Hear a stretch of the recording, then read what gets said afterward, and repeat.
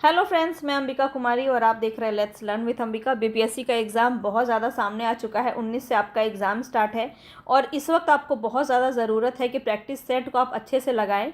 और मैंने जितने भी आपको प्रैक्टिस सेट करवाए हैं, अगर इतने भी आप कर जाते हैं तो यकीन मानिए आपका लेवल बहुत हाई हो चुका है, क्योंकि मैंने आपको इजी से लेकर के हार्ड तक के सारे क्वेश्चंस मैंने आपको करवाए हैं। और कंटिन्यू आपको देखना है, जितना कम से कम एटलीस्ट जो अभी मैं आपको प्रैक्टिस सेट करवा रही हूँ, 4 जो अभी करवाया है उसको ज़रूर देख लीजिएगा। और अभी मैं आपको 5 और प्रैक्टिस सेट मैं आपके लिए लेके आऊँगी, जो कि बिल्कुल आपके एग्ज़ाम के पैटर्न के अकॉर्डिंग है। ठीक है, पूरा 80 क्वेश्चन रहेगा, जिसमें 40 क्वेश्चन मैं आपको साहित्य के और 40 क्वेश्चन आपको व्याकरण के देने वाली हूँ। और धीरे धीरे एक एक टॉपिक को हम अच्छे से कवर कर रहे हैं, तो बस आपको मेरे साथ लगे रहना है। कंप्लीट वीडियो को देखिएगा, पूरा क्वेश्चन अटेम्प्ट कीजिएगा और बताइएगा कि 80 में से कितने मार्क्स आपके बन रहे हैं। डेफिनेटली यहाँ से ज़्यादा आपके मार्क्स एग्ज़ाम में आएंगे, ये मैं आपको दावे के साथ कह सकती हूँ, क्योंकि मैं आपको लेवल अच्छे करवा रही हूँ। जो आपके एग्ज़ाम में पूछे जाएंगे फिर वो आपको बहुत ईजी लगने वाले हैं, क्योंकि बीपीएससी अगर 6 to 8 की मैं बात करूँ तो बहुत डीप में आपका साहित्य नहीं पूछता है, और 9 to 10, 11 to 12 तक का ये आपका कवर करेगा पूरा। ठीक है, तो चलिए हम स्टार्ट करते हैं। जितने भी लोग नए जुड़े हैं, चैनल पे सब्सक्राइब करके बेल आइकन ज़रूर दबा लीजिएगा, तभी मेरे वीडियोस की नोटिफिकेशन आपको मिल पाएंगे। और जितनी भी चीज़ें आपके एग्ज़ाम के दृष्टिकोण से इंपॉर्टेंट है वो सब मैं आपके लिए लाने की कोशिश कर रही हूँ। इन लास्ट के दिनों में आपका फास्ट रिवीजन कैसे हो सकता है वो सब आप यहाँ से देख सकते हैं। छंद मैंने आपको पूरा थ्योरी क्लास अभी अपलोड कर दिया है, तो आप जाके उसको देख लीजिएगा। देखिए, थ्योरी इतना इंपॉर्टेंट है क्योंकि उसके ही ज़रिए आपको पता चलता है। क्वेश्चंस कितना भी आप लगा लीजिए, अगर आपको थ्योरी नहीं पता है, उसके बारे में जानकारी नहीं है, तो फिर आप उसको नहीं लगा पाइएगा। तो इसीलिए मैंने आपको रिवीजन के पर्पज़ से आपको देती जा रही हूँ, तो वो आप ज़रूर कर लीजिएगा। चलिए स्टार्ट करते हैं। पसंद आ रहा है तो लाइक और शेयर ज़रूर कर दीजिए, ज़्यादा से ज़्यादा लोगों तक पहुँचाइए, शेयर कीजिए।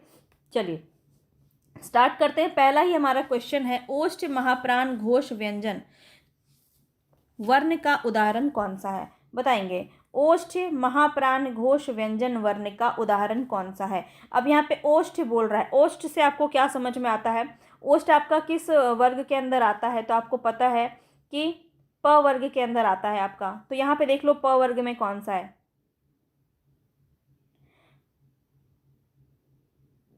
तो यहाँ पे आपका देखिए महाप्राण होना चाहिए और घोष होना चाहिए। महाप्राण का क्या नियम है? तो आपको पता है महाप्राण में आपका 2 और 4 दूसरा और चौथा वर्ण आपका होता है, और व्यंजन में घोष में आपका क्या होता है? तो तीसरा, चौथा और पांचवा होता है। अब यहाँ पे क्या है आपका जो कॉमन है? ये आपका 4 है जो कॉमन है ना? तो 4th नंबर पे कौन सा वर्ण आता है? क फ ब भ।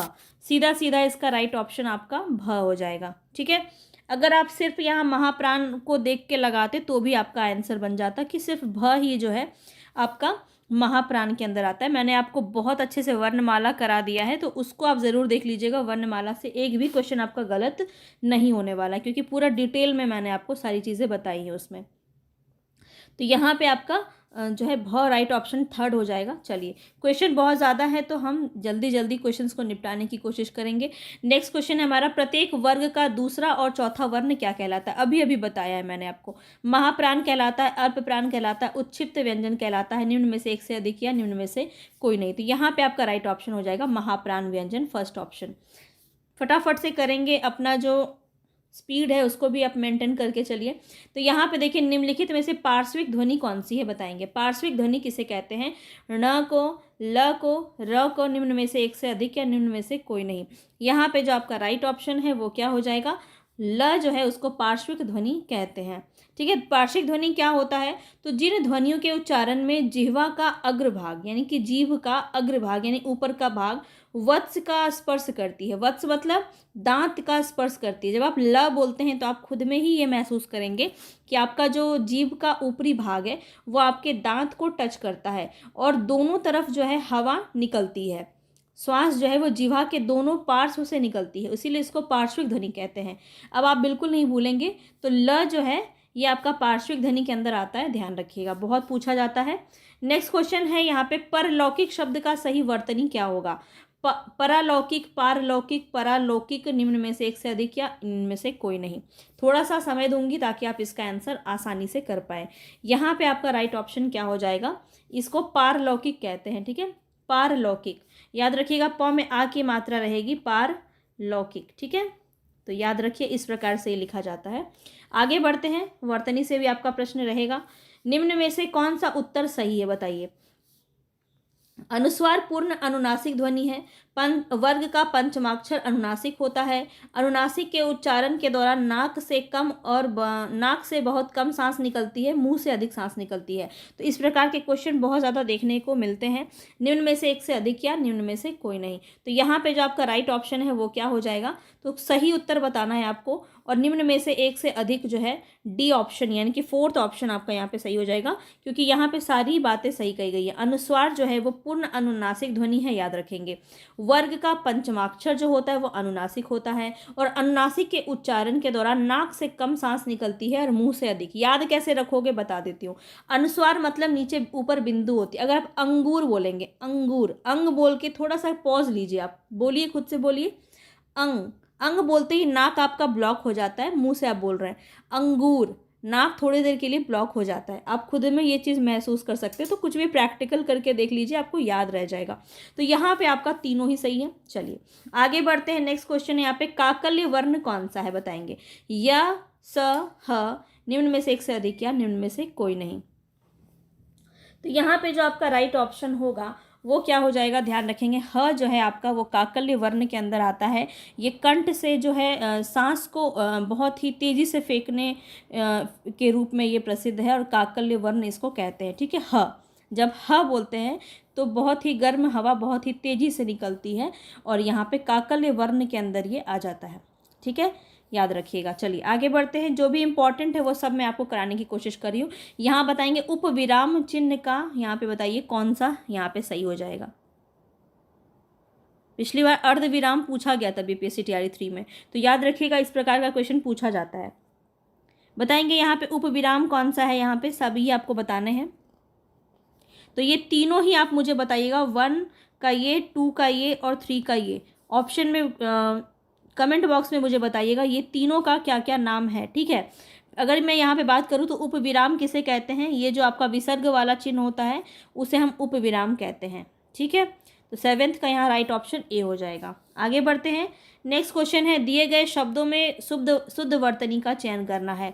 अस्पृश्यता बहुत ही कॉमन सा क्वेश्चन वर्ड है, लेकिन बहुत इंपॉर्टेंट है, पूछा जाता है। तो याद रखिए यहाँ पे जब हम लिखेंगे अस्पृश्यता, तो अस्पृश्यता, अस्पृश्यता, ठीक है, इस प्रकार से लिखते हैं, यानी कि यहाँ पे आपका राइट ऑप्शन 3rd हो जाएगा।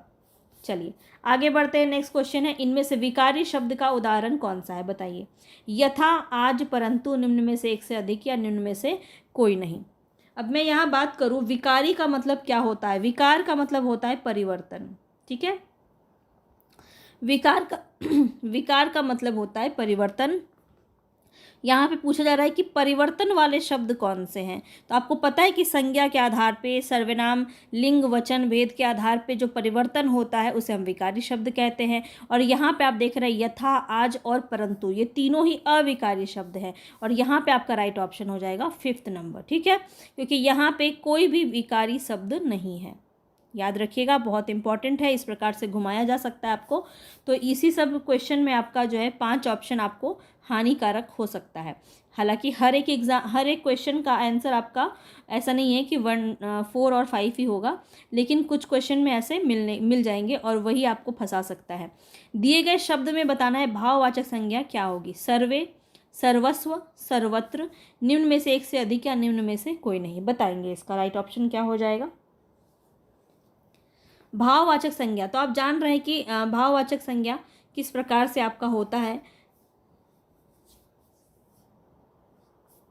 यहाँ पे आपका राइट ऑप्शन हो जाएगा ऑप्शन नंबर 2, सर्वस्व। जैसे कि देखिए यहाँ पे आपको पता है कि इस तरह से ये लगता है आपका, इस प्रकार का प्रत्यय लगता है आपका भाववाचक में, जैसे ये राजस्व है ना, तो इस प्रकार से सर्वस्व भी आपका हो जाएगा।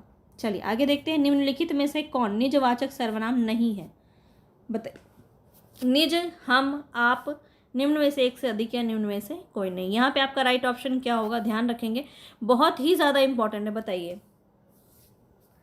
इस प्रकार के क्वेश्चन में आप फंस सकते हैं अगर आपने अच्छे से कॉन्सेप्ट को नहीं समझा तो क्वेश्चन में गलत भी हो सकती है। और यहाँ पे आपका राइट ऑप्शन क्या हो जाएगा, तो हम हो जाएगा। हम आपका निजवाचक सर्वनाम नहीं होता। हालांकि हम देखिए बात करते हैं तो इस प्रकार से हम अपने लिए हम शब्द का प्रयोग करते हैं, लेकिन व्याकरण की दृष्टि से ये आपका गलत हो जाएगा। हम जो होता है वो निजवाचक सर्वनाम के अंदर नहीं आता है। तो हमको हम किस प्रकार से रखते हैं, तो याद रखिएगा ये उत्तम पुरुषवाचक के अंदर आता है।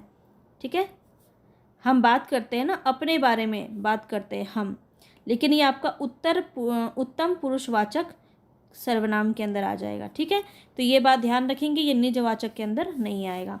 आगे बढ़ते हैं। इनमें से संयुक्त सर्वनाम का उदाहरण कौन सा है, बताएंगे। संयुक्त सर्वनाम का उदाहरण कौन सा है।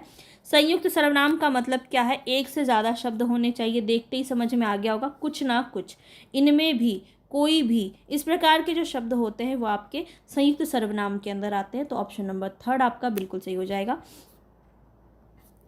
नेक्स्ट क्वेश्चन है यहाँ पे, निम्नलिखित में से क्या एक अप्राणीवाचक प्रश्नवाचक सर्वनाम है, बताएंगे। अप्राणीवाचक पूछा जा रहा है। तो यहाँ पे अगर हम बात करें, कोई, कौन, क्या, निम्न में से एक से अधिक या निम्न में से कोई नहीं, अप्राणीवाचक कौन सा हो जाएगा यहाँ पे। यहाँ जो आपका राइट ऑप्शन है वो है क्या। कैसे, तो एक बार वो समझ लीजिए। अगर हम बोले कि कोई आया है, कोई आया है, तो यहाँ पे किसी प्राणी की बात हो रही है ना। कोई व्यक्ति है, कोई जीव है, या कुछ भी हो सकता है, वो कोई प्राणी हो सकता है, वो कोई है जो आया है। कौन आया है, तो कौन भी आपका प्राणीवाचक के ही अंदर आता है कि कोई तो आया है ना। लेकिन अगर पूछे क्या आया है, तो क्या क्या आया है, ये आपका वस्तु को प्रेजेंट कर रहा है। ठीक है, क्या आया है, कुछ तो आया है, लेकिन कोई व्यक्ति यहाँ पे प्रेजेंट नहीं हो रहा है, तो इसलिए अप्राणीवाचक के अंदर आ जाएगा। तो इस प्रकार से कुछ भी आपका पूछा जा सकता है, इसलिए मैं आपको खोज खोज के करवा रही हूँ, ताकि कुछ भी आपका जो है छूटे नहीं। और अगले जो हम प्रैक्टिस सेट करेंगे ना 5, वो बहुत इंपॉर्टेंट रहेंगे, क्योंकि मैं आपको कोशिश कर रही हूँ कि सब कुछ कराया जाए, कुछ भी छोड़ा ना जाए। ठीक है, ताकि हर एक प्रकार से अगर हम कर लेंगे तो कहीं से भी, कहीं ना कहीं से तो आपका देखने को मिलेगा यहाँ से। अब देखिए, पदबंध से प्रश्न है यहाँ पे, उस जैसा जिंदा दिल इंसान मिलना कठिन है। तो यहाँ पे क्या हो रही है, क्रिया विशेषण पदबंध, विशेषण पदबंध, संज्ञा पदबंध, एक से अधिक या इनमें से कोई नहीं। उस जैसा दिल, जो रेखांकित पदबंध है वो बताना है आपको। तो यहाँ पे आपका राइट ऑप्शन क्या होगा, बताएंगे। थोड़ा सा समय दे रही हूँ ताकि आप इसका आंसर कर पाएँ। यहाँ पे जो आपका राइट ऑप्शन होगा वो हो जाएगा ऑप्शन नंबर 2, विशेषण है। ये क्या है, जिंदा दिल। किस प्रकार का इंसान है वो, कैसा इंसान है। जब हम कैसा बोलते हैं ना, तो वो विशेषण को डिस्क्राइब करता है। बचपन से आप पढ़ते आ रहे होंगे, describing word is a object adjective, है ना। तो जब हम डिस्क्राइब करते हैं कि कैसा, मतलब जिंदा दिल इंसान है, तो ये क्या हो रहा है, विशेषता बताया जा रहा है। तो विशेषण पदबंध है, सीधा सीधा राइट ऑप्शन आपका 2 हो जाएगा। आगे देखिए, नेक्स्ट क्वेश्चन है यहाँ पे, पहली पुस्तक वापस करो में पहली जो है ये क्या है, बताइए। गणनावाचक विशेषण है, क्रमवाचक विशेषण है, आवृत्तिवाचक विशेषण है। ये सब आपका संख्यावाचक के अंदर आता है। अब आप बोल रहे होंगे, सोच रहे होंगे कि विशेषण में तो हमने ये देखा ही नहीं है, भेद में ये कहाँ से आ गया, गणनावाचक, क्रमवाचक, आवृत्तिवाचक। तो ये आपका संख्यावाचक के अंदर आता है। संख्यावाचक तो पढ़ा होगा ना आपने विशेषण में, तो ये संख्यावाचक के ही अंदर आता है, इसका भेद है। तो यहाँ पे बताएंगे राइट ऑप्शन क्या हो जाएगा। ये जो पहला, दूसरा, तीसरा, चौथा, इस प्रकार के जो शब्द होते हैं वो आपके किसके अंदर आते हैं, गणनावाचक, क्रमवाचक, आवृत्तिवाचक। तो ध्यान रखेंगे यहाँ पे आपका राइट ऑप्शन क्या हो जाएगा, ये आपका क्रमवाचक के अंदर आता है। ठीक है, चलिए आगे बढ़ेंगे नेक्स्ट क्वेश्चन पे। नेक्स्ट क्वेश्चन है यहाँ पे आपका, विशेषणों में तुलना के आधार पर कितनी अवस्थाएं होती हैं। अब बताना है आपको विशेषण में कितनी अवस्थाएं होती हैं। 2 होती हैं, 3 होती हैं, 4 होती हैं, निम्न में से एक से अधिक होती हैं, या फिर कोई भी नहीं। तो यहाँ पे आपका राइट ऑप्शन हो जाएगा, कितनी होती है, 3 होती हैं। कैसे, तो जैसे हम बात करें, एक होता है आपका मूलावस्था, मूलावस्था, एक होता है उत्तरावस्था, उत्तरावस्था, एक होता है उत्तमावस्था। ठीक है, उत्तमावस्था। जैसे कि अगर हम बात करें इसका एक एग्जाम्पल, तो मूलावस्था क्या है, जैसे कोई भी एक शब्द जो आपका विशेषता में आ गया, जैसे कोमल, तो यहाँ पे आपका क्या लग जाएगा, कोमलतर। यहाँ क्या लग जाएगा, कोमलतम। ठीक है, अधिक, अधिकतर, अधिकतम, इस प्रकार से आपका ये बनता है। चलिए आगे बढ़ते। क्रिया के रूपांतरण को क्या कहते हैं, विशेषण कहते हैं। क्रिया के रूपांतरण को क्रिया कहते हैं, कारक कहते हैं। वाच्य कहते हैं, क्या कहते हैं? तो आप सभी बहुत अच्छे से जानते होंगे कि क्रिया के रूपांतरण को वाच्य कहते हैं। तो देखिए आपका परिभाषिक जो भी आपका टर्म्स है, जो अभी आपका परिभाषिक शब्द है, उसको ध्यान में रखिएगा, क्योंकि परिभाषा से क्वेश्चन आपका बहुत पूछा गया है पिछली बार। तो ध्यान में रखिएगा, इस प्रकार से क्वेश्चन आपका बन सकता है। मैंने कोशिश की है कि जिस प्रकार का क्वेश्चन आपका बना है, क्वेश्चन पेपर मैं लेके बैठती हूँ कि इसी प्रकार से मैं कोशिश करूँ कि और कुछ अच्छा बेहतर जो है क्वेश्चन बनाया जा सके, जो आपको जानना इंपॉर्टेंट है, जो आपके कॉन्सेप्ट को क्लियर करे। जिस क्रिया का फल कर्ता पर ना पड़कर कर्म पर पड़े उसे कौन सी क्रिया कहते हैं? तो बहुत ही इजी है, सकर्मक क्रिया, अकर्मक क्रिया, पूर्वकालिक क्रिया बताएंगे। यहाँ पे राइट ऑप्शन क्या है? देखिए कर्म पे पड़ रहा है तो क्या हो जाएगा? सकर्मक क्रिया। तो आपको पता है ना कि जब कर्ता का कर्म पे पड़ता है फल, तो यहाँ पे जब क्रिया का फल कर्ता पर ना पड़ के कर्म पे पड़े, कर्म पे पड़ेगा तो सकर्मक हो जाएगा, और कर्ता पे पड़ेगा तो अकर्मक हो जाएगा, है ना। चलिए नेक्स्ट क्वेश्चन है, बुढ़िया धीरे धीरे चबा रही है। इस वाक्य में धीरे धीरे जो है ये किस प्रकार का क्रिया विशेषण है? बताइए। रीतिवाचक है, परिमाणवाचक है, कालवाचक है, क्रिया विशेषण आपको बताना है। यहाँ पे राइट ऑप्शन आपका क्या हो जाएगा? तो ध्यान रखिएगा, यहाँ पे जो राइट ऑप्शन है वो है रीतिवाचक क्रिया विशेषण। ठीक है, तो धीरे धीरे क्या है? यहाँ पे रीतिवाचक है।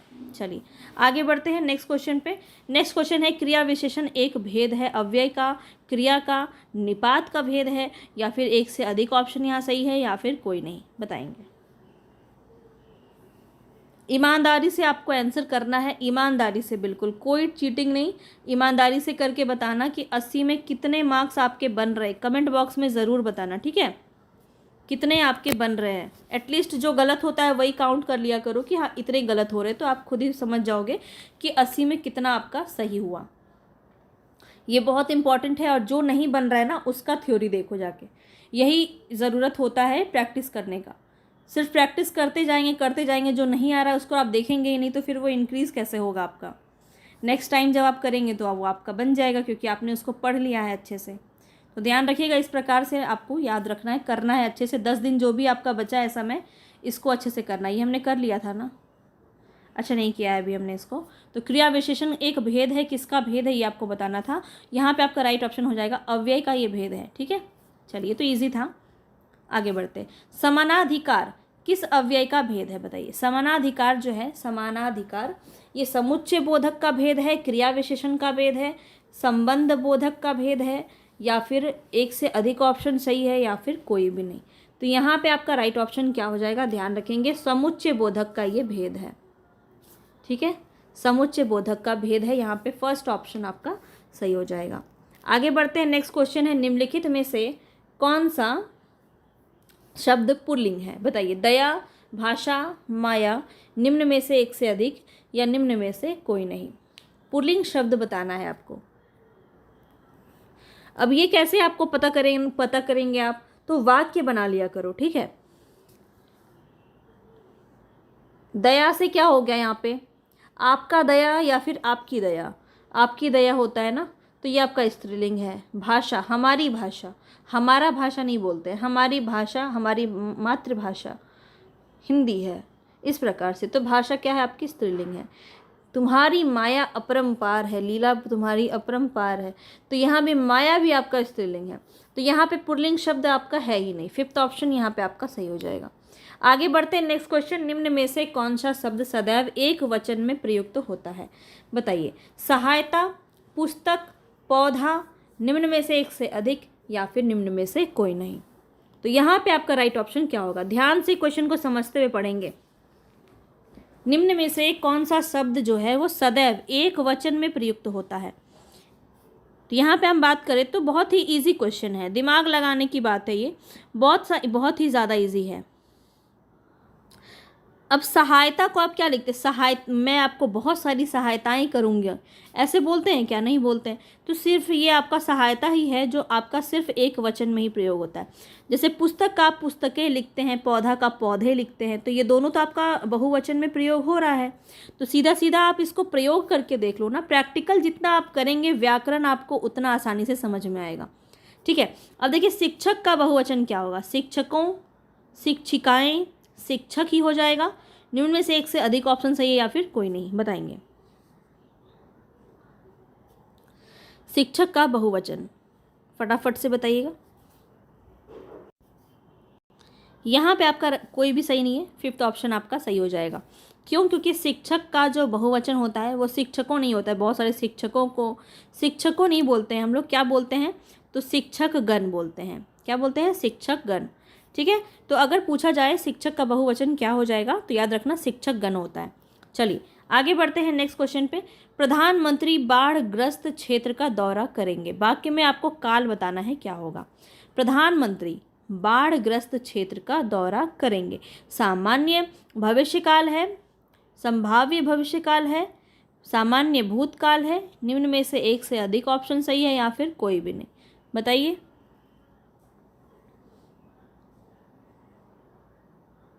फटाक से बताइए, तब तक हम पानी पी लें।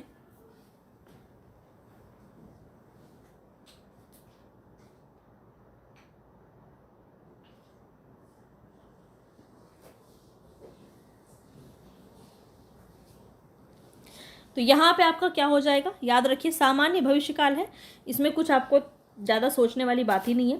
प्रधानमंत्री बाढ़ग्रस्त क्षेत्र का दौरा करेंगे, तो सीधा सीधा बोला जा रहा है करेंगे, अभी किया नहीं है, तो क्या है ये, सीधा सीधा सामान्य भविष्यकाल के अंदर चला जाएगा। आगे बढ़ते हैं। अकर्मक धातुओं से बनने वाला और सदैव एक वचन पुल्लिंग और अन्य पुरुष की क्रिया वाला वाच्य कौन सा संभव है। कृतवाच्य, भाववाच्य, कर्मवाच्य। अब इसी का एक ये विशेषता है, हो सकता है इसमें से कोई भी किसी भी प्रकार से आपका क्वेश्चन बन जाए। अगर बोल दिया जाए कि सदैव एक वचन पुल्लिंग वाला कौन सा वाच्य होता है, तो भी आपका आंसर वही होगा। सबसे पहले तो देखिए, अगर हम बात करें कर्तरी की, कर्तरी वाच्य की हम बात करें, तो यहाँ पे आपका सकर्मक भी होता है और अकर्मक भी होता है, दोनों ही होता है, तो ये तो होगा नहीं। कर्म में तो आपका कर्म है ही, तो अकर्मक ये हो ही नहीं सकता, तो सिर्फ भाववाचक ही बच गया जहाँ पे आपका अकर्मक धातु से बनता है। तो सीधा सीधा अगर आप थोड़ा सा दिमाग लगाते तो आप इसका आंसर सही कर लेंगे, है ना। याद रखिएगा ये अकर्मक होता है, ठीक है, ये आपका क्या होता है, अकर्मक होता है। भाववाच्य को पहचानने का तरीका, सदैव जो है ये एक वचन होता है, एक वचन होता है, इसमें बहुवचन देखने को नहीं मिलेगा आपको। अन्य पुरुष की क्रिया वाला वाच्य होता है, ठीक है। और हम बात करें इसमें असमर्थता दिखाई जाती है, असमर्थता, तभी तो भाव उत्पन्न होगा ना। जैसे मुझसे चला नहीं जाता, चला नहीं जाता तो असमर्थता व्यक्त हो रहा है, और यहाँ पे आपका क्या हो रहा है, चलना क्या है। देखिए आपको बहुत ही अच्छा एग्जाम्पल है ये, मुझसे चला नहीं जाता, तो चलना क्या है, अकर्मक है। चलना आपका सकर्मक है क्या, नहीं है। चलना क्या है, आपका अकर्मक क्रिया है, तो देखिए आपका अकर्मक भी हो गया, और ये आपका चलना एक वचन के अंदर आ गया, और ये आपका असमर्थता भी दिखा रहा है, ठीक है। और कहीं जगह पे आपको ये जो है नहीं शब्द का प्रयोग भी इसमें होता है। चलिए इतनी बातें क्लियर है, आगे बढ़ते हैं। नेक्स्ट क्वेश्चन है यहाँ पे, निम्न में से कर्ता कारक वाला वाक्य आपको छांटना है। कर्ता कारक, अब देखिए कर्ता से कई लोगों को ये कन्फ्यूजन है कि कर्ता की विभक्ति होती है ने, कर्ता ने कर्म को होता है ना, तो कर्ता की विभक्ति होती है ने, तो जहाँ भी ने देखेंगे वहाँ कर्ता लगा देंगे, पर ऐसा नहीं होता है। वाक्य को पढ़ के आपको पता करना पड़ेगा कि कहाँ पे कर्ता जो है वो विशिष्ट रूप से वहाँ पे दर्शाया गया है। अब यहाँ देखिए आप, यहाँ भी को है, यहाँ भी को है, यहाँ भी को है। मोहन को जाना है, शीला को रोटी खिलाओ, शाम को मत आना, तो यहाँ हर जगह आपका को लगा हुआ है। अब यहाँ पे आपको कर्ता झांटना है, और आपका ये मैं आपको बता देती हूँ कि फिफ्थ ऑप्शन आपका नहीं होगा, ठीक है। चलो फिफ्थ ऑप्शन आपका नहीं होगा, और अब यहाँ पे कौन सा सही होगा ध्यान रखिएगा। तो देखिए शीला को रोटी खिलाओ, तो यहाँ पे शीला को रोटी खिलाओ, तो यहाँ पे जो है क्या हो रहा है, कर्म भी हो रहा है, रोटी क्या आपका कर्म दर्शा रहा है, तो यहाँ पे ये तो नहीं होगा। शाम को मत आना, तो शाम को मत आना ये भी आपका नहीं हो जाएगा। मोहन को जाना है, मोहन यहाँ पे कर्ता है, और कर्ता को विशिष्ट रूप से दिखाया गया है कि मोहन को जाना है। यहाँ पे कोई कर्म नहीं है, किसी भी प्रकार से कोई बाधा उत्पन्न नहीं किया गया है, तो सीधा सीधा यहाँ पे राइट ऑप्शन आपका फर्स्ट हो जाएगा, ठीक है। इस प्रकार से आपको ध्यान रखना है। तो एक और मैंने कारक का ऑप्शन क्वेश्चन लिया है ताकि आप और अच्छे से इसको समझ पाएँ। अब यहाँ देखिए क्या लिखा है, मोहन ने सोहन को गुब्बारे दिए। अब देखिए कर्म में आपका को होता है ना, कर्म में आपका को होता है। यहाँ पे देखिए रेखांकित भी है आपका सोहन को। बस ये सोहन को देखते ही क्या आप कर्म लगा देंगे, बहुत बहुत बहुत गलत हो जाएगा। ठीक है, तो मोहन ने सोहन को गुब्बारे दिए। कोई भी चीज़ हम किसी को अगर देते हैं तो वो आपका संप्रदान में आ जाएगा, क्योंकि के लिए, सोहन के लिए हम उसको गुब्बारे दे रहे हैं। तो देना जो है, एक देने का जो कर्म है वो आपका संप्रदान के अंदर चला जाता है। तो सेकंड ऑप्शन आपका यहाँ पे सही हो जाएगा। आगे बढ़ते हैं, नेक्स्ट क्वेश्चन है, उत्पत्ति के आधार पर शब्दों का 4 भेद किया गया है और निम्नलिखित में से कौन सा भेद है जो गलत है। देखिए आपको शब्द भेद मैंने बहुत अच्छे से कराया हुआ है। कल नहीं होगा तो मैं आपको कल शब्द भेद एक बार क्लास दे दूंगी, आप उसको अच्छे से देख लेना, क्योंकि ये सब इतने छोटे छोटे टॉपिक हैं जिसको आप ध्यान भी नहीं देते हैं और यहाँ से क्वेश्चन बन जाता है और बहुत ही ज़्यादा कन्फ्यूज़न होता है और क्वेश्चन को गलत भी करता है। तो जो छोटे टॉपिक है उसको तो आपको और अच्छे से कर लेना चाहिए, जहाँ से कोई कन्फ्यूज़न का कोई चांस ही ना हो।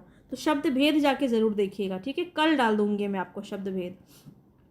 तो उत्पत्ति के आधार पर शब्दों के 4 भेद हैं, सब आपको देख लेना चाहिए। उत्पत्ति के आधार पे, रूप के आधार पे, प्रयोग के आधार पे, सब आपको एक बार देख लेना चाहिए। अब यहाँ पे मैं बात करूँ तो कौन सा हमारा सही ऑप्शन होगा, तो देखिए रचना के आधार पे होता है यौगिक। ठीक है, यौगिक यहाँ पे आपका सही हो जाएगा। रचना के आधार पे आपके 3 होते हैं ना, रूढ़, योग रूढ़ और यौगिक शब्द। तो ये 3 होते हैं, वो आपके किसके आधार पे होते हैं, रचना के आधार पे। उत्पत्ति के आधार पे तत्सम, तद्भव, ये सब आपका हो जाता है। चलिए, देशज विदेशज है ना, चलिए ये सब आपको याद रखना है, उत्पत्ति के आधार पे है ये। ठीक है, चलिए आगे बढ़ते हैं। नेक्स्ट क्वेश्चन है यहाँ पे, निम्नलिखित में से तत्सम शब्द कौन सा है, बताएंगे। आँख, आशीष, अक्षर, निम्न में से एक से अधिक, या फिर निम्न में से कोई नहीं। बताएंगे यहाँ पे आपका राइट ऑप्शन क्या हो जाएगा। ठीक है, आई होप आपने आंसर कर लिया होगा। यहाँ पे आपका राइट ऑप्शन क्या हो जाएगा, ऑप्शन नंबर 4। निम्न में से एक से अधिक ऑप्शन यहाँ पे आपका सही है। कैसे सही है, तो यहाँ याद रखिए आशीष जो दिया हुआ है ये आपका, इसका आशीष हो जाता है, आशीष। ठीक है, इसका तद्भव अगर हम बनाएं। अक्षर का आपको पता है आखर हो जाता है, आखर, आखर हो जाता है, या फिर अक्षर ऐसे लिख देते हैं, अक्षर। तो याद रखिएगा कोई भी आपका एक हो सकता है। तो ये आपका तद्भव शब्द है और इसका तत्सम ये है। तो 2 और 3 दोनों सही है, इसलिए आपका राइट ऑप्शन 4 हो जाएगा, इनमें से एक से अधिक। चलिए, अलमारी किस भाषा का शब्द है। जब मैं आपको शब्द भेद कराए यहाँ पे जब भी कराया है तो उसमें सारा कुछ बताया हुआ है कि कैसे आपका देशज शब्द में क्या क्या आता है, विदेशज में कौन सा शब्द आता है। तो बहुत इंपॉर्टेंट है, बिल्कुल जाके देख लीजिएगा एक बार, हो सकता है एग्जाम में यहाँ से क्वेश्चन आपका बन जाए, तो कुछ भी छोड़ना नहीं है। अब यहाँ बताना है आपको अरबी, पुर्तगाली, फारसी। तो देखिए अलमारी बहुत ही फेमस है, हो सकता है आपसे कुछ अलग पूछ ले। अलमारी तो काफ़ी बार पूछा गया है, तो आपको आंसर याद हो गया होगा। तो यहाँ पे आपका राइट ऑप्शन है पुर्तगाली, है ना, पुर्तगाली। अब मैं अगर कुछ आपको बताऊँ थोड़ा बहुत, तो पुर्तगाली के अंदर कौन कौन सा आता है। पुर्तगाली के अंदर अगर हम बात करें तो तंबाकू भी इसी के अंदर आता है, तंबाकू, तंबाकू काफ़ी पूछा जाता है। बाल्टी, साबुन,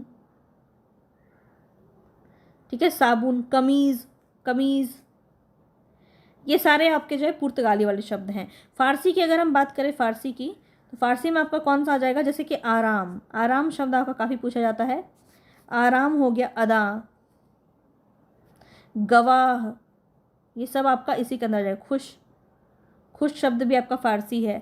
अरबी की अगर बात करें, अरबी, तो अरबी के अंदर आपका कौन कौन सा आ जाएगा, याद रखिए किताब, किताब आपका अरबी शब्द है।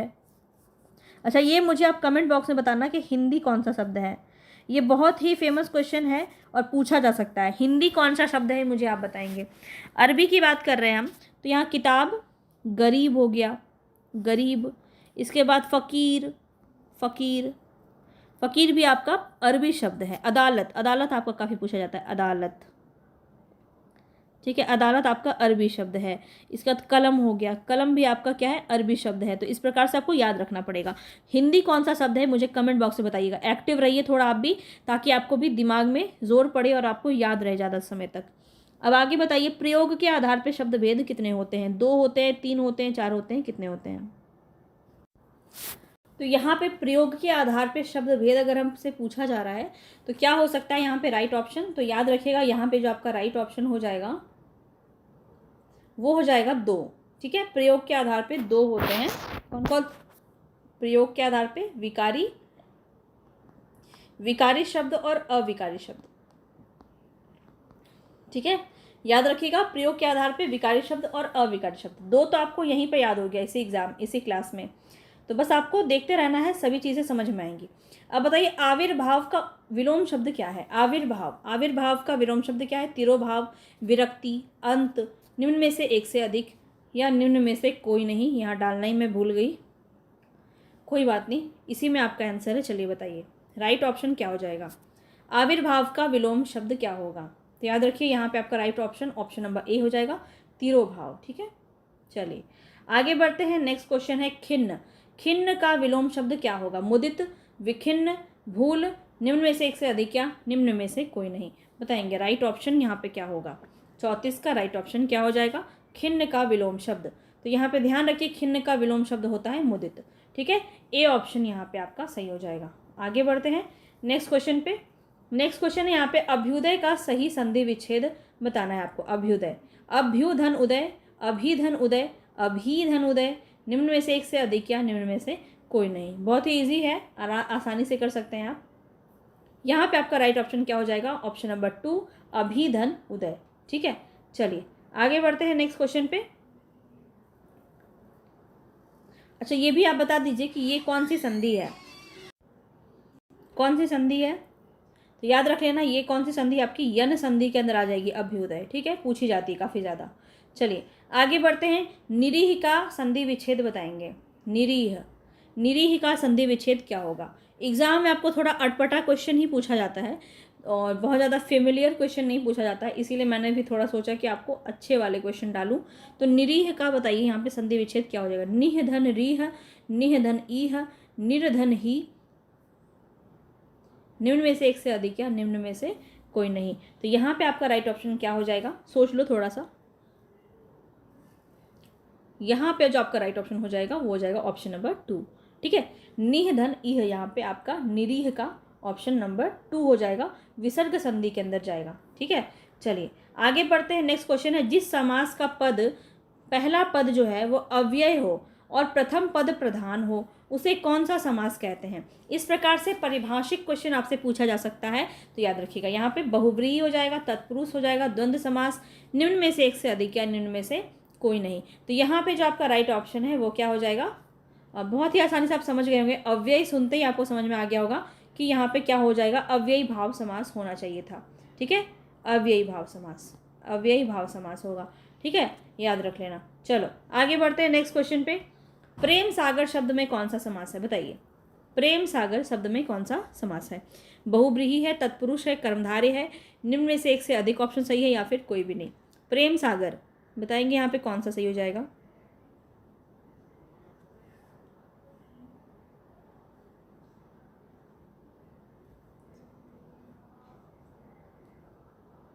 तो यहाँ पे हो जाएगा आपका तत्पुरुष समास। ठीक है, 2 ऑप्शन आपका बिल्कुल सही हो जाएगा, तत्पुरुष समास। प्रेम सागर, प्रेम का सागर, संबंध के अंदर चला जाएगा ये संबंध, तत्पुरुष समास।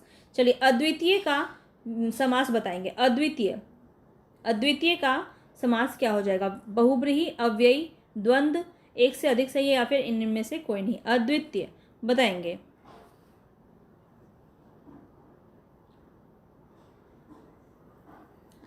ये आपका गलत हो सकता है, अगर आप ध्यान से समझेंगे तो सही भी हो सकता है। बताइए कौन सा यहाँ पे सही हो जाएगा। बहुव्रीहि, अव्ययी भाव, द्वंद्व या फिर एक से अधिक या कोई भी नहीं। तो यहाँ पे जो आपका राइट ऑप्शन हो जाएगा वो हो जाएगा बहुव्रीहि समास। कैसे हो जाएगा, अगर इसको हम तोड़ेंगे तो कैसे तोड़ेंगे। ऐसा जिसके समान दूसरा ना हो कोई, तो ऐसा जिसके समान दूसरा ना कोई वो होता है अद्वितीय। ठीक है, तो वो आपका किसी तीसरे की बात कर रहा है। ठीक है, तो यहाँ पे आपका क्या हो जाएगा, बहुव्रीहि समास हो जाएगा। चलिए आगे बढ़ते हैं।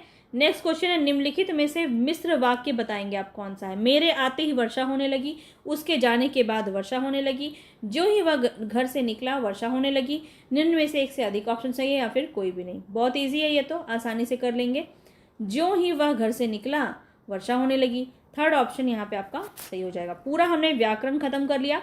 आज हमने जो है थोड़ा संज्ञा से अव्यय तरफ ज़्यादा फोकस किया था, समास, संधि, ये सब पे, और अलंकार, छंद, का शब्द शक्ति, काव्य रूप, ये सब कल मैं आपको करवाऊंगी, क्योंकि अभी स्टार्टिंग से मैं वही सब ज़्यादा करवा रही थी आपको, और आपको हर प्रकार के हर टॉपिक से क्वेश्चन आपको करवाना ज़रूरी है।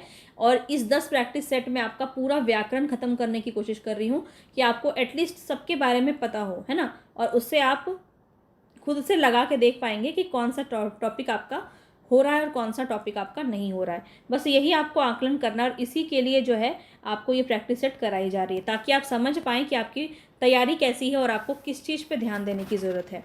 अब आपका नेक्स्ट क्वेश्चन है, देखिए यहाँ से आपका साहित्य शुरू हो रहा है। बोलती प्रतिमा रेखा चित्र के रचनाकार कौन है? ये बात भी ध्यान रखिए, बोलती प्रतिमा कौन सी विधा है? तो रेखा चित्र। ज़्यादातर मुझे लगता है आपको विधा से क्वेश्चन पूछा जाएगा, तो मैंने ये भी डाल दिया है। बोलती प्रतिमा जो है वो रेखा चित्र है, और ये किसकी है? पदम सिंह शर्मा, श्रीराम शर्मा, राम वृक्ष बेनीपुरी, निम्न में से एक से अधिक या निम्न में से कोई नहीं। बताएंगे यहाँ पे आपका राइट ऑप्शन क्या हो जाएगा। तो यहाँ पे जो आपका राइट ऑप्शन हो जाएगा वो हो जाएगा श्री राम शर्मा। तो याद कैसे रखेंगे? श्री राम जी की जो मूर्ति है, जो उनकी प्रतिमा है, वो ऐसी लगती है जैसे कि अभी बोल उठेंगे, है ना। तो प्रतिमा कैसी है? बोलती हुई प्रतिमा है। किसकी? श्री राम की। तो याद रख लेना, अब आप जिंदगी में नहीं भूलोगे, श्री राम शर्मा की रचना है बोलती प्रतिमा। ठीक है, देखते ही याद आ जाएगा आपको। चलिए, गेहूं और गुलाब की रचना विधा क्या है? बताइए, गेहूं और गुलाब किस प्रकार की विधा है? उपन्यास है, कहानी है, नाटक है, निम्न में से एक से अधिक ऑप्शन सही है या फिर कोई भी नहीं। तो यहाँ पे जो आपका राइट ऑप्शन होगा वो क्या होगा बताइएगा? गेहूं और गुलाब।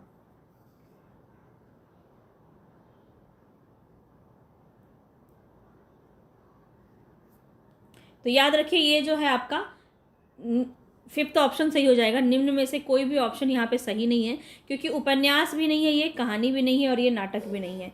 तो ये क्या है आपका? याद रखिए, ये रेखा चित्र या संस्मरण हो सकता है। रेखा चित्र या संस्मरण हो सकता है। ठीक है, रेखा चित्र, और इसमें कभी कभी हाइफन में आपका संस्मरण भी लिखा रहता है। तो दोनों ही ध्यान में रखिए, रेखा चित्र या संस्मरण होगा। किसका है गेहूं और गुलाब? तो राम वृक्ष बेनीपुरी का है, राम वृक्ष बेनीपुरी, याद रखिएगा। ठीक है, चलिए आगे बढ़ते हैं। नेक्स्ट क्वेश्चन है यहाँ पे आपका, निम्नलिखित में से कौन सा रेखा चित्र महादेवी वर्मा का नहीं है? अतीत के चलचित्र, स्मृति की रेखाएं, पथ के साथी, निम्न में से एक से अधिक या निम्न में से कोई नहीं। बताएंगे। तो यहाँ पे जो है कौन सा नहीं है? तो सारे ही हैं, अतीत के चलचित्र भी है, स्मृति की रेखाएं भी हैं, पथ के साथी भी है ना। तो यहाँ पे आपका राइट ऑप्शन क्या हो जाएगा? निम्न में से कोई नहीं। ठीक है, निम्न में से कोई नहीं, क्योंकि सारे ही यहाँ पे सही हैं। चलिए, बद्री नारायण चौधरी प्रेमघन द्वारा संपादित पत्रिका का नाम बताना है। बद्री नारायण चौधरी प्रेमघन द्वारा संपादित पत्रिका का नाम क्या है? हिंदी प्रदीप, कवि वचन सुधा, आनंद कादम्बनी, निम्न में से एक से अधिक ऑप्शन सही है या फिर कोई भी नहीं। तो यहाँ पे जो आपका राइट ऑप्शन है वो क्या हो जाएगा? आनंद कादम्बनी। बहुत पूछा जा सकता है पत्रिका को, ध्यान में रखिएगा। और यहाँ मैं बात करूँ 1881 में मिर्ज़ापुर से ये आपका पत्रिका, ठीक है, मिर्ज़ापुर से ये पत्रिका आपका संपादित होता है, बद्रीनारायण चौधरी प्रेमघन का। और हिंदी प्रदीप किसकी है? तो याद रख लेना, हिंदी प्रदीप जो है ये 1877 में प्रयागराज से ये आपका संपादित होता था। किसके द्वारा? बालकृष्ण भट्ट के द्वारा। ठीक है, तो ये हिंदी प्रदीप किसकी रचना है? बालकृष्ण भट्ट की रचना है, बालकृष्ण भट्ट की रचना है। ठीक है, याद रख लीजिएगा। कवि वचन सुधा किसकी रचना है? तो याद रखना, कवि वचन सुधा 1868 में जो है ये काशी से, काशी था ना, काशी से है, ये भारतेंदु की रचना है, भारतेंदु की। एक बात और याद रखिए, भारतेंदु की, ओहो रुक जाओ, भारतेंदु की बात याद रखिए, कवि वचन सुधा इसी का है, भारतेंदु का। ठीक है, तो ये आपका बहुत इम्पोर्टेंट है। इसकी जो पत्रिका है इसको ज़रूर ध्यान में रखिए। तो ये आपका 1868 में है। ठीक है, इसके बाद दो और हैं इनकी पत्रिका, ये भी याद रख लीजिए। एक है आपका हरिश्चंद्र मैगजीन, एक क्या है? Harishchandra magazine, Harishchandra magazine. ठीक है, मैगजीन, ये आपका 1873 में है, 1873 में बनारस से। ठीक है, बनारस, सारा इन्होंने बनारस काशी यहीं से किया है। तो याद रखना बहुत आसान है। एक और है आपका बाला बोधनी, ये महिलाओं के लिए इन्होंने लिखा था, ठीक है। ये पत्रिका इन्होंने, ये महिलाओं के लिए है, तो पूछा जा सकता है कि महिलाओं के लिए कौन सी पत्रिका भारतेंदु द्वारा संपादित की गई, तो वो थी बाला बोधनी।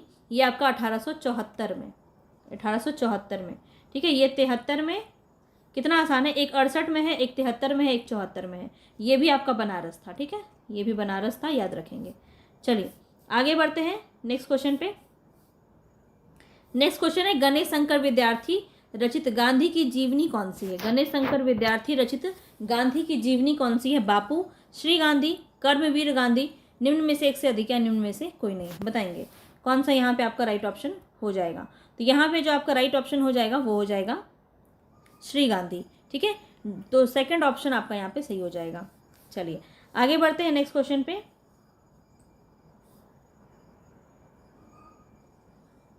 अकाल पुरुष गांधी, बताएंगे ये जीवनी किसकी रचना है, किसने इस जीवनी की रचना की है। अकाल पुरुष गांधी बहुत ही ज़्यादा इंपॉर्टेंट है, तो याद रखिएगा, बहुत इंपॉर्टेंट है। जैनेन्द्र की रचना है, जैनेन्द्र की ये इन्होंने यही जीवनी लिखी है, अकाल पुरुष गांधी। और ये मनोविश्लेषणवादी उपन्यास के जनक माने जाते हैं, ये भी बात आपको याद रखना है, पूछा जाता है। जैनेन्द्र को मनोविश्लेषणवादी, ठीक है, मनोविश्लेषणवादी उपन्यास के जनक माना जाता है, उपन्यास जनक, ठीक है, याद रखिएगा। चलिए आगे बढ़ते हैं। नेक्स्ट क्वेश्चन है निम्नलिखित में से एक रचना राष्ट्रीय सांस्कृतिक धारा की नहीं है। कौन सी है जो राष्ट्रीय सांस्कृतिक धारा की नहीं है। हम विस्पाई जन्म के, सूत की माला, विसर्जन, निम्न में से एक से अधिक या निम्न में से कोई नहीं, बताएंगे। यहाँ पे आपका राइट ऑप्शन क्या हो जाएगा। तो यहाँ पे अगर हम बात करें तो यहाँ पे सारी ही रचना राष्ट्रीय सांस्कृतिक धारा की है, तो फिफ्थ ऑप्शन यहाँ पे आपका सही हो जाएगा। हम विस्पाई जन्म के, ये किसकी रचना है, तो बाल कृष्ण शर्मा नवीन की रचना है, ठीक है। मैं बोल देती हूँ, यहाँ लिखने में बहुत टाइम जाएगा। बाल कृष्ण शर्मा नवीन, ठीक है, ये बाल कृष्ण शर्मा नवीन की रचना है, याद रखिएगा, बहुत इंपॉर्टेंट है। सूत की माला अगर हम बात करें तो ये हरिवंश राय बच्चन की है, और विसर्जन किसकी है, मैथिली शरण गुप्त की है, ठीक है। विसर्जन से याद आया, विसर्जन नाम से एक और रचना है, वो काव्य कृति है। मैं बात करूं मैथिली शरण गुप्त की, तो मैथिली शरण गुप्त की ये नाट्य कृति है, क्या है, नाट्य कृति है। और एक और विसर्जन रचना है, एक और विसर्जन रचना है, वो किसकी है, उदय शंकर भट्ट की है, उदय शंकर भट्ट की है, ठीक है, उदय शंकर भट्ट की है। और ये किस विधा में है, तो ये काव्य है, ठीक है, ये काव्य है, और ये क्या है, नाटक है। तो ये दोनों बात अलग अलग है, याद रखेंगे। हिंदी में मुक्त छंद के प्रवर्तक कवि कौन माने जाते हैं। अज्ञे, निराला, मुक्तिबोध, एक से अधिक सही है या फिर इनमें से कोई नहीं। तो बहुत ही इजी क्वेश्चन है, निराला, सूर्यकांत त्रिपाठी निराला को मुक्त छंद का कवि, प्रवर्तक कवि माना जाता है। इनकी एक रचना है जूही की कली 1916 में, वो पूर्णतः मुक्त छंद पर आधारित है, ठीक है। और मुक्त छंद को केचुआ या रबड़ छंद भी कहते हैं, ये भी आपको याद रखना है। केचुआ या रबड़ छंद किसे कहते हैं, तो मुक्त छंद को कहते हैं। क्वेश्चन आपसे अलग अलग घुमा घुमा के पूछ सकता है, केचुआ और रबड़ छंद के प्रणेता कौन है, ऐसे पूछ सकता है, तो निराला हो जाएंगे। चलिए आगे बढ़ते हैं। नेक्स्ट क्वेश्चन है हम दीवानों की क्या हस्ती है, आज यहाँ कल वहाँ चले, मस्ती का आलम साथ चला, हम धूल उड़ाते जहाँ चले। बहुत ही सुंदर कविता है, एनसीईआरटी में लगी हुई है आपकी, बताएंगे यहाँ पे किसकी है ये। रघुवीर सहाय, भगवती चरण वर्मा, भवानी प्रसाद मिश्र, निम्न में से एक से अधिक या निम्न में से कोई नहीं, बताएंगे, झट से बताइए। यहां पे आपका राइट ऑप्शन हो जाएगा भगवती चरण वर्मा की ये रचना है, ठीक है, पंक्ति है। आगे बढ़ते हैं। नेक्स्ट क्वेश्चन है यहाँ पे आपका मैथिली शरण गुप्त की रचना को काल क्रम में बताना है। रंग में भंग, भारत भारती, पंचवटी, साकेत। तो ये बहुत ही इंपॉर्टेंट है, ये इस तरह की रचनाएं आपको याद होनी चाहिए, डेट याद रहेगा तभी आप इसको बना सकते हैं। और यहाँ पे जो आपका राइट ऑप्शन है वो आपका फर्स्ट ही हो जाएगा। रंग में भंग की अगर हम बात करें तो ये 1909 में ये मैथिली शरण गुप्त के द्वारा रचित है। भारत भारती 1912। पंचवटी की बात करें तो पंचवटी हो जाएगा 1925। और साकेत हो जाएगा 1931। तो ये डेट आपको याद रखना है। रंग में भंग 1909, भारत भारती 1912, पंचवटी 1925, साकेत 1931।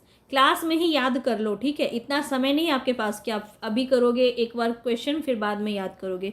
फिर से बोलिएगा मेरे साथ, रंग में भंग 1909, भारत भारती 1912, पंचवटी 1925 और साकेत 1931। बहुत इंपॉर्टेंट है, याद रखेंगे। समय समय पे क्वेश्चन भी पूछती रहती हूँ, तो आप मुझे बताइएगा यहाँ पे कामायनी का प्रकाशन वर्ष क्या है। कामायनी, कोई भी चीटिंग करके मत बताइएगा, बहुत बार कराया है, याद होना चाहिए। कामायनी का प्रकाशन वर्ष क्या होगा, कमेंट बॉक्स में बताइएगा। चलिए क्वेश्चन देखिए यहाँ पे, द्विवेदी युग के किस कवि ने अपना काव्य ब्रज भाषा में लिखा है, बताइए। द्विवेदी युग के कौन से ऐसे कवि हैं जिन्होंने अपने काव्य को ब्रज भाषा में लिखा है। अयोध्या सिंह उपाध्याय हरिओद, जगन्नाथ दास रत्नाकर, मैथिली शरण गुप्त, निम्न में से एक से अधिक या निम्न में से कोई नहीं। तो यहाँ पे आपका राइट ऑप्शन क्या हो जाएगा, ध्यान रखेंगे। यहाँ पे हम अगर बात करें तो कौन हो जाएगा, ऑप्शन नंबर 2, जगन्नाथ दास रत्नाकर की रचना जो है वो ब्रज भाषा में इन्होंने काव्य रचना की है। इनकी बहुत सारी रचनाएं हैं जो बहुत प्रसिद्ध हैं, जैसे उद्धव शतक काफ़ी पूछा जाता है। उद्धव शतक, गंगावतरण, समालोचना दर्श, हिंडोला, गंगा लहरी, श्रृंगार लहरी, ये सभी बहुत इंपॉर्टेंट है, याद रखिएगा। चलिए आगे बढ़ते हैं। नेक्स्ट क्वेश्चन है, भक्तमाल के रचयिता नाभादास के गुरु का नाम क्या था। अब यहाँ से थोड़ा सा हम आदिकाल और भक्ति काल भी देख रहे हैं, क्योंकि यहाँ से क्वेश्चन आपका पिछली बार बहुत पूछा गया था। तो जो भी नहीं कराया है वो सारा करवा रहे हैं, तो बस आपको ध्यान से लगे रहना है। और कैसा लग रहा है आपको सेशन, मुझे ज़रूर बताइएगा। सेशन अगर अच्छा लग रहा है तो जल्दी से लाइक कर दीजिए और ज़्यादा से ज़्यादा लोगों तक शेयर कर दीजिए, ठीक है। अपने सभी साथियों तक शेयर कीजिए, शेयर तो कर ही सकते हैं आप लोग, है ना। तो देखिए, भक्तमाल के जो रचयिता है, ये याद रखना, भक्तमाल किसकी रचना है, नाभादास की। ये क्वेश्चन इस तरह से देने का मतलब ये था कि आपको याद रहे कि भक्तमाल किसकी रचना है, नाभादास की है। भक्तमाल की कुछ क्वेश्चन पूछे जाते तो वो भी मैं आपको बताऊंगी। अब यहाँ देखिए, नरहरि दास, स्पेलिंग थोड़ा रॉन्ग हो गया है, नरहरि, ठीक है, इस प्रकार से रहेगा आपका नरहरि, ठीक है, नरहरि दास। नंददास, अग्रदास, एक से अधिक या कोई भी नहीं। बताएंगे नाभादास के गुरु कौन थे, सीधा सीधा क्वेश्चन है। यहाँ पे आपका राइट ऑप्शन हो जाएगा अग्रदास, ठीक है। थर्ड ऑप्शन यहाँ पे आपका सही हो जाएगा। भक्तमाल की बात करें तो बहुत इंपॉर्टेंट है, 1 मिनट जान लीजिए। तो 1585 में इसकी रचना की गई, ठीक है। इसका प्रकाशन वर्ष अगर पूछा जाए तो भक्तमाल ने नाभादास में इसकी रचना 1585 में की। और इसमें क्या है, तो 200 कवियों का क्वेश्चन एक बार पूछा गया है, याद रखिए। 200 कवियों का जीवन वृत्त परिचय, उनकी भक्तियों का वर्णन किया गया है, ठीक है। 200 कवियों का जो है इसमें जीवन वृत्त और उनकी भक्ति की महिमा सूचक बातों को इन्होंने 316 छप्पय में लिखा है। छप्पय क्या आपका पता है, आपको छप्पय छंद में लिखा है, तो याद रखिएगा यहाँ पे 316 छप्पय में इन्होंने लिखा है, भक्तमाल में पूछा जा सकता है। चलिए आगे बढ़ते हैं। नेक्स्ट क्वेश्चन है, राम भक्ति काव्य धारा से संबंधित कौन से कवि नहीं है। बहुत ही इंपॉर्टेंट है, बहुत ही इजी क्वेश्चन भी है। स्वामी अग्रदास, प्राणचंद चौहान, गदाधर भट्ट, निम्न में से एक से अधिक या कोई भी नहीं। बताएंगे कौन सा यहाँ पे सही हो जाएगा। तो यहाँ पे जो है आपका राइट ऑप्शन वो हो जाएगा गदाधर भट्ट। ये आपके राम भक्ति शाखा से नहीं है, ये कृष्ण भक्ति शाखा से है, ठीक है। कृष्ण भक्ति शाखा से है, याद रखिएगा, गदाधर भट्ट, ठीक है, गदाधर भट्ट। आगे बढ़ते हैं। नेक्स्ट क्वेश्चन है, सिया राम मैं सब जग जानी, करहूँ प्रणाम जोरी जुग पानी। तो ये जो पंक्ति है ये तुलसीदास की है, सभी जानते होंगे, तो इनको काफ़ी बार सुना होगा आपने। अब ये बताना है कि किस दार्शनिक सिद्धांत की व्यंजना की गई है इसमें, ठीक है। इस पंक्ति में तुलसीदास ने किस दार्शनिक सिद्धांत की व्यंजना की है, अद्वैतवाद की, द्वैतवाद की, विशिष्टाद्वैतवाद की। निम्न में से एक से अधिक ऑप्शन सही है या फिर कोई भी नहीं। देखिए, सारे संप्रदाय और दर्शन आपको बहुत अच्छे से रट लेना है, बहुत अच्छे से याद कर लेना है। मैंने आपको भक्ति काल अभी इस कुछ समय पहले करवाया था, पूरा संप्रदाय आपको रटा दिया था अच्छे से, आपने देखा होगा। अगर शुरू से बने हुए हैं मेरे साथ तो सभी चीज़ें आपको याद हो गई होंगी, क्योंकि संप्रदाय को हमने काफ़ी अच्छे से पढ़ा था, पूरा दर्शन हमने याद किया था, है ना, क्लास में ही हमने उसको याद कर लिया था। अब यहाँ बताएंगे तो थोड़ा सा आप ध्यान लगाइए, तुलसीदास की ये कौन सी दार्शनिक सिद्धांत हो सकती है। तो याद रखिएगा, ये रामानुजाचार्य जो जिससे संबंधित थे, कौन था वो, तो विशिष्टाद्वैतवाद सिद्धांत, ठीक है, विशिष्टाद्वैतवाद के अंदर हो जाएगा, याद रखिएगा, बहुत इंपॉर्टेंट है। विशिष्टाद्वैतवाद के प्रवर्तक कौन है, तो रामानुजाचार्य, करवा दिया है आपको काफ़ी बार। बाकी भी एक बार आप बता दीजिए, बाकी जो है उसको भी एक बार बता दीजिए। अद्वैतवाद कौन हो जाएंगे? शंकराचार्य। द्वैतवाद कौन हो जाएंगे? माधवाचार्य। और जो याद आता है उसको भी कमेंट बॉक्स में बताना, ठीक है। चलिए आगे देखते हैं। नेक्स्ट क्वेश्चन है, हिंदी कविता में फैंटेसी का मुख्य प्रयोक्ता कौन है? हिंदी कविता में फैंटेसी का मुख्य मुखर प्रयोक्ता कौन है? शमशेर बहादुर सिंह, अज्ञे, मुक्तिबोध, निम्न में से एक से अधिक या निम्न में से कोई नहीं। तो यहाँ जो आपका राइट ऑप्शन हो जाएगा वो हो जाएगा मुक्तिबोध, ठीक है। थर्ड ऑप्शन आपका सही हो जाएगा, ध्यान रखिएगा। चलिए आगे बढ़ते हैं। नेक्स्ट क्वेश्चन है यहाँ पे आपका, इनमें से दूसरा सप्तक में संकलित कवि के नाम बताना है। सप्तक को बिल्कुल छोड़ना नहीं है, सप्तक बार बार मैं आपको करवा रही हूँ, याद रखिएगा, बहुत इंपॉर्टेंट है। दूसरा सप्तक यहाँ बताइए। रघुवीर सहाय, केदारनाथ सिंह, शमशेर बहादुर सिंह, निम्न में से एक से अधिक या निम्न में से कोई नहीं। यहाँ पे जो आपका राइट ऑप्शन होगा वो क्या हो जाएगा? याद करके जल्दी से आंसर कीजिए। यहाँ पे आपका राइट ऑप्शन हो जाएगा निम्न में से एक से अधिक। यहाँ पे रघुवीर सहाय और शमशेर बहादुर सिंह ये दोनों ही आपके जो हैं दूसरे सप्तक के अंदर आ जाते हैं। एक बार मैं आपको फटाक से करवा दूं क्या, दूसरा सप्तक में कौन कौन आता है? तो याद रखिए, शमशेर बहादुर सिंह, शमशेर बहादुर समझ में आ जाएगा, शमशेर बहादुर सिंह। और कौन थे? भवानी प्रसाद, भवानी प्रसाद मिश्र, ठीक है। इसके बाद शकुंत माथुर, शकुंत माथुर या शकुंतला माथुर एक ही बात है, ठीक है। इनसे हमने प्रीवियस क्वेश्चन किया था। इसके बाद कौन हो जाएंगे? हरिनारायण घनश्याम व्यास, हरिनारायण घनश्याम व्यास, हरिनारायण घनश्याम व्यास। इसके बाद कौन है? नरेश मेहता, नरेश मेहता,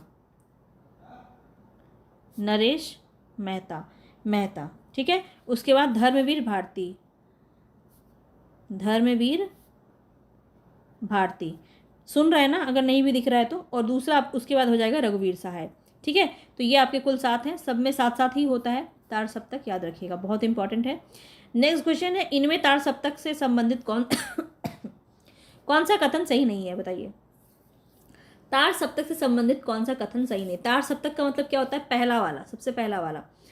तीसरा सप्तक का प्रकाशन वर्ष सन 1959 में हुआ, तो चौथा सप्तक का सन 1979 में हुआ। शकुंतला माथुर की रचनाएं तीसरे सप्तक में संकलित हैं।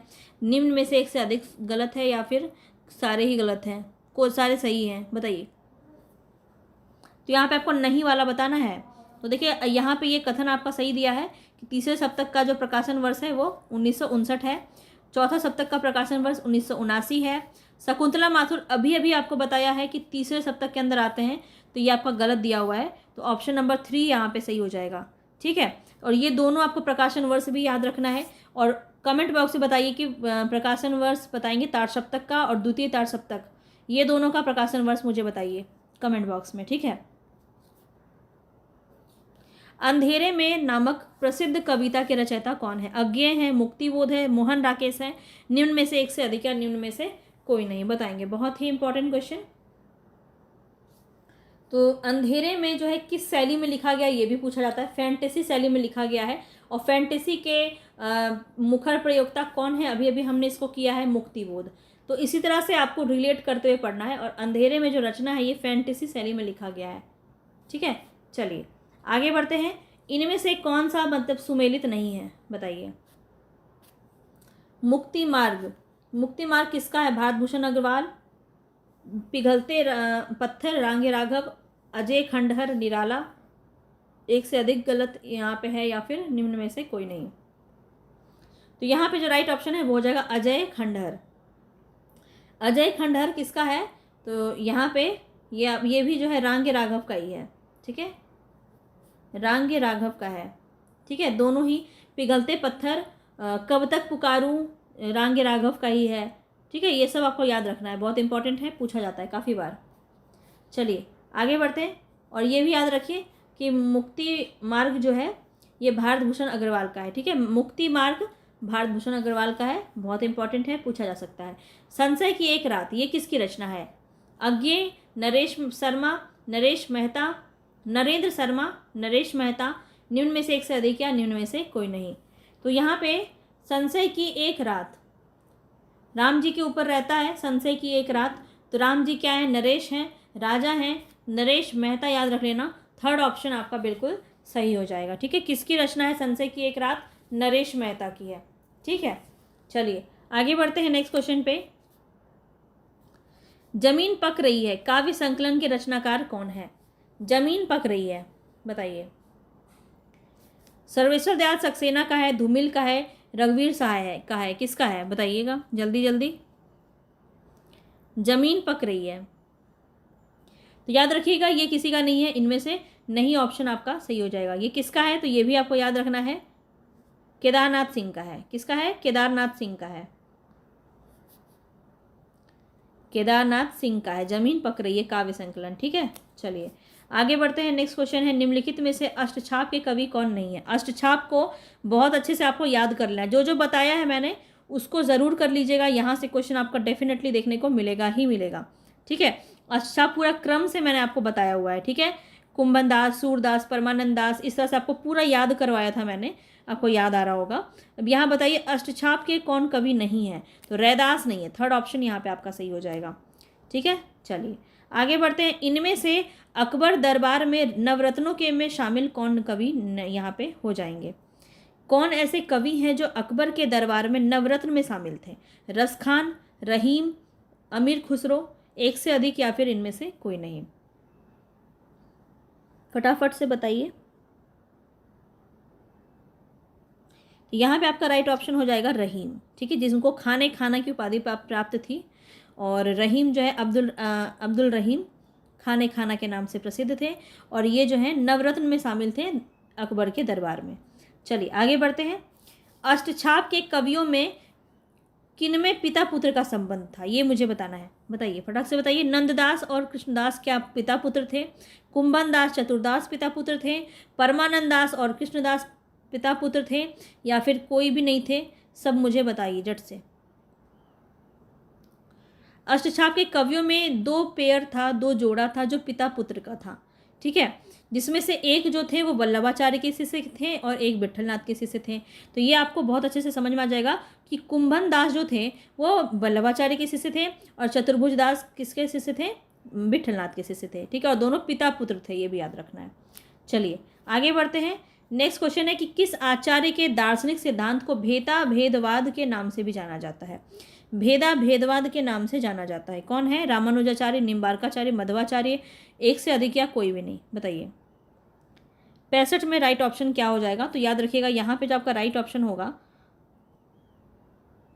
वो हो जाएगा निम्बार्काचार्य। ठीक है, अब भेदा भेदवाद क्या है? इसी को संकादिक संप्रदाय भी कहते हैं, इसी को हंस संप्रदाय भी कहते हैं, इसी को कुमार संप्रदाय भी कहते हैं। ठीक है, ये सारे नाम है, भेदा भेदवाद भी कहते हैं।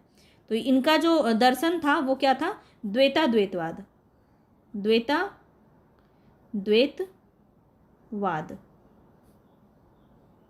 ठीक है, द्वैता द्वैतवाद, तो ये आपको याद रखना है। ठीक है, निम्बार्काचार्य का दर्शन पूछा जा सकता है। आगे बढ़ते हैं। नेक्स्ट है यहाँ पे राधा वल्लभ संप्रदाय का प्रवर्तक कौन था? वल्लभाचार्य, हित हरिवंश, स्वामी हरिदास, निम्न में से एक से अधिक, या निम्न में से कोई नहीं? तो राधा वल्लभ संप्रदाय के प्रवर्तक कौन हो जाएंगे? वल्लभाचार्य हो जाएंगे? बताइए जल्दी से। नहीं होगा, नाम को देख के कंफ्यूज नहीं होना है। हित हरिवंश यहाँ पे बिल्कुल सही हो जाएगा। हित हरिवंश के जो हैं वो राधा वल्लभ संप्रदाय के प्रवर्तक माने जाते हैं। वल्लभाचार्य किसके हो जाएंगे? शुद्धाद्वैतवाद है ना। और स्वामी हरिदास जो है, ये हरिदास यहाँ पे आप सखी संप्रदाय से संबंधित हैं। ये सखी संप्रदाय, इसी को टट्टी संप्रदाय भी कहते हैं, टट्टी संप्रदाय भी इसी को कहते हैं। तो याद रखिएगा, क्वेश्चन यहाँ से बन सकता है। चलिए आगे बढ़ते हैं। प्रबंध चिंतामणि के रचयिता कौन है? बताइए। प्रबंध चिंतामणि, दामोदर पंडित, कवि आसगु, रोड़ा कवि, एक से अधिक, या कोई भी नहीं? बताइए। प्रबंध चिंतामणि, तो इसके रचनाकार मैं आपको काफ़ी बार ये क्वेश्चन करवाई हूँ, और यहाँ पे आपका राइट ऑप्शन हो जाएगा 5th, निम्न में से कोई भी नहीं। कौन हो जाएंगे? मेरुतुंग। कौन हो जाएंगे? याद रखिएगा, मेरुतुंग। ठीक है, मेरुतुंग की रचना है प्रबंध चिंतामणि। ठीक है, चलिए आगे बढ़ते हैं। नेक्स्ट क्वेश्चन है चंदन बाला रास के रचयिता कौन है? कवि आसगु, जगनिक, मधुकर कवि। तो जयप्रकाश जस चंद्रिका जो है मधुकर कवि की रचना है, जगनीक का परमाल रासो है, और यहाँ पे कवि आसगो की रचना है चंदनबाला रास। तो ये वाला आपका झारखंड में पूछा गया था और बहुत ही इंपॉर्टेंट क्वेश्चन है, पूछा जाता है, याद रखिएगा। आगे देखिए, इस ग्रंथ में श्रृंगार की ही प्रधानता है, वीर रस का किंचित आभास मात्र है। मतलब वीर रस इसमें ज़्यादा नहीं है, किंचित आभास मात्र है। और ये रामचंद्र शुक्ल की ये मान्यता जो है वो किस ग्रंथ के बारे में इन्होंने कहा है, तो ये आपको बताना है। पृथ्वीराज रासो, बीसलदेव रासो, परमाल रासो। तो यहाँ पे आप सबके बारे में जानते हैं ऑलरेडी, मैंने आपको बहुत अच्छे से इसके बारे में बताया है, समझाया है। तो पृथ्वीराज रासो तो पूरा वीरता से संबंधित है, तो ये तो होगा नहीं। परमाल रासो में आपका आल्हा खंड के लिए प्रसिद्ध है, ये भी नहीं होगा। तो बीसलदेव रासो आपका बिल्कुल सही है, आप जानते हैं कि ये श्रृंगारिक रचना मानी जाती है बीसलदेव रासो। ठीक है, बहुत इंपॉर्टेंट है। चलिए आगे बढ़ते हैं। नेक्स्ट क्वेश्चन है, विद्यापति को कृष्ण भक्तों की परंपरा में ना समझना चाहिए, इनमें से किसका कथन है ये? तो याद रखिएगा, ये जो कथन है बहुत इंपॉर्टेंट है, रामचंद्र शुक्ल का। रामचंद्र शुक्ल ने कहा था कि विद्यापति को कृष्ण भक्तों की परंपरा में नहीं समझना चाहिए। ठीक है, इनकी ही एक प्रसिद्ध पंक्ति थी, आजकल आध्यात्मिक चश्मे बहुत सस्ते हो गए, ये वाला बहुत इंपॉर्टेंट है, पूछा जाता है। आदिकाल के अंतर्गत सरहपा, लुइपा जैसे जो कवि हैं वो किस साहित्य से संबंधित हैं, बताइए। रासो साहित्य, जैन साहित्य, सिद्ध साहित्य, निम्न में से एक से ज़्यादा या निम्न में से कोई नहीं। तो यहाँ जो आपका राइट ऑप्शन होगा वो क्या हो जाएगा, ऑप्शन नंबर 3, सिद्ध साहित्य से संबंधित है। ठीक है, सिद्ध साहित्य से संबंधित है सरहपा, लुइपा, डोम्बिपा, है ना, बहुत इंपॉर्टेंट है सिद्ध साहित्य, याद रखिएगा।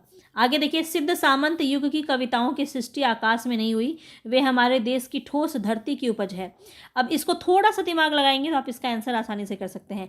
ये कथन किसका है बताना है, रामचंद्र शुक्ल का, मिश्र बंधु का, राहुल सांकृत्यायन का, एक से अधिक सही है या फिर कोई भी नहीं।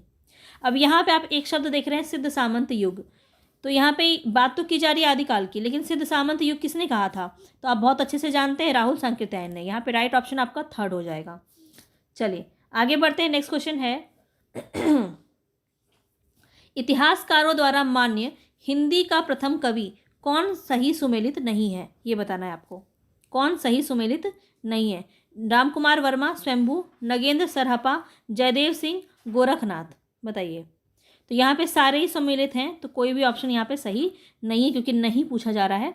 तो यहाँ पे राइट ऑप्शन यही हो जाएगा। नगेंद्र ने सरहपा कहा तो आप कंफ्यूज हो जाएंगे कि सरहपा तो राहुल सांकृत्यायन ने कहा था, तो याद रखना कि राहुल और नगेंद्र दोनों ने कहा है। ठीक है, तो पूछा जा सकता है, हो सकता है ऑप्शन में दे दे और राहुल और नगेंद्र दोनों को दे दे और ऑप्शन आपका 4th सही हो जाएगा। आप तो याद करके गए राहुल सांकृत्यायन, इसलिए ये आपको मैंने कराया दोनों, ताकि आपको अच्छे से समझ में आ जाए।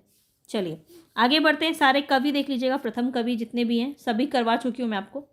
तो कौन सा विकल्प यहाँ पे सुमेलित नहीं है, बताइए। श्रावकाचार्य देवसेन, नेमिनाथ रास, सुमति गनी का है, रेवंत गिरिराज, जिनधर्म सूरी का है, या फिर एक से अधिक ऑप्शन सही है या फिर कोई भी नहीं।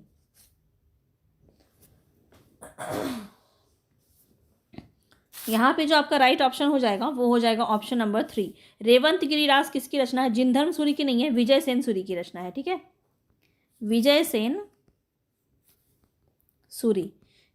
सूरी की रचना है रेवंत गिरिराज। ठीक है, चलिए आगे बढ़ते हैं। नेक्स्ट क्वेश्चन है, बीसलदेव रास के संपादनकर्ता इनमें से कौन है। बहुत ही इंपॉर्टेंट है, संपादनकर्ता पूछा जा रहा है, ऐसा क्वेश्चन पूछ सकता है। ठीक है, दिमाग ही घूम जाएगा पूरा। बीसलदेव रासो रचना किसकी है, नरपति नाल की है ना, किसकी है, नरपति नाल की है, पर इसका संपादन किसने किया है ये पूछा जा रहा है।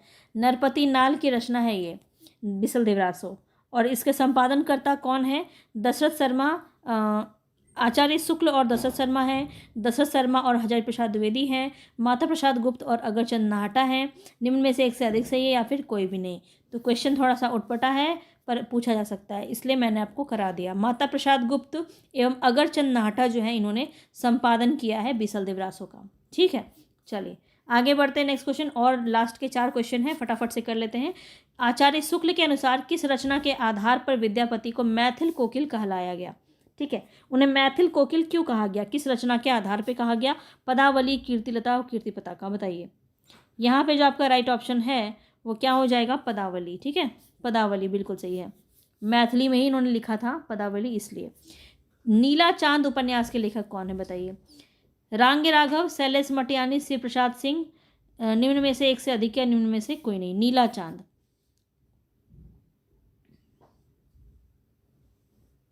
तो याद रख लेना नीलकंठ के ऊपर नीला चांद है, यानी कि शिव जी के ऊपर, तो शिव प्रसाद सिंह यहाँ पे आपका सही हो जाएगा। चलिए आगे बढ़ते हैं। नेक्स्ट क्वेश्चन है, निम्नलिखित में से कौन सा उपन्यासकार एक आंचलिक उपन्यासकार है? बताइए, आंचलिक उपन्यासकार है, इस प्रकार से प्रश्न आपका पूछा जाता है। यशपाल जो है वो आपका मार्क्सवादी उपन्यासकार है, मार्क्सवादी, ठीक है, मार्क्सवादी उपन्यासकार हैं। जैनेंद्र कुमार बता चुकी मनोविश्लेषणवादी हैं, मनोविश्लेषणवादी हैं, ठीक है। तो यहाँ पे आपका राही मासूम रजा बिल्कुल सही हो जाएगा। राही मासूम रजा हो गया, फणीश्वरनाथ रेणु, ये सभी आपके उपन्यासकार हैं, आंचलिक उपन्यासकार हैं, ठीक है। आंचलिक पूछा जा रहा है, याद रखना है। थर्ड ऑप्शन आपका यहाँ पे सही हो जाएगा। आगे बढ़े। नेक्स्ट क्वेश्चन है, भाषा का जादूगर के रूप में कौन विख्यात है? शिवपूजन सहाय, पांडे बेचन शर्मा उग्र, यशपाल, एक से अधिक सही, या फिर कोई भी नहीं। तो यहाँ पे आपका राइट ऑप्शन क्या हो जाएगा? तो याद रखेंगे, शिवपूजन सहाय को भाषा का जादूगर कहा जाता है। बहुत इंपॉर्टेंट है, पूछा जा सकता है। आगे बढ़ते हैं और आज का अंतिम क्वेश्चन है, निम्नलिखित में से कौन सी विधा जो है इस प्रकार का क्वेश्चन आपका TRE 3 में पूछा गया था, तो मैंने सोचा एक आपको ऐसे करवा दूं। तो यशोधरा आपको बताना है कौन किस प्रकार का काव्य है, मुक्तक काव्य, चंपू काव्य, महाकाव्य, खंड काव्य, ठीक है। यशोधरा, रश्मिरथी, बिहारी सतसई और रामचरितमानस। तो यहाँ पे जो है आपका राइट ऑप्शन क्या हो जाएगा? यशोधरा क्या है? यशोधरा जो है आपका ये चंपू काव्य है, ठीक है। रश्मिरथी की बात करें तो ये खंड काव्य है। बिहारी सतसई क्या है? मुक्तक काव्य है। और रामचरितमानस महाकाव्य है, ठीक है। तो इस प्रकार से इसको आप कर सकते हैं बहुत ही आसानी से। और यहाँ पे आपका अ का क्या हो जाएगा? 2 हो जाएगा, ब का क्या हो जाएगा? 4, स का हो जाएगा यहाँ पे 1, और द का हो जाएगा यहाँ पे 3, ठीक है। इस प्रकार से है। तो पूरा हमने 80 क्वेश्चन कर लिया। कितने आपके सही हुए मुझे कमेंट बॉक्स में ज़रूर बताइएगा, ताकि मुझे समझ में आए कि आप लोग की तैयारी कैसे चल रही है।